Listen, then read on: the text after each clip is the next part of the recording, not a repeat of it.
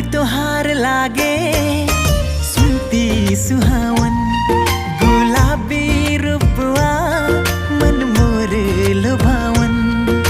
सितर सितर लागे तन अकेली में हासे मन, सितर सितर लागे तन अकेली में हासे मन। बात बात में हंसती रहना, मुस्कुराती फिर से हेरना।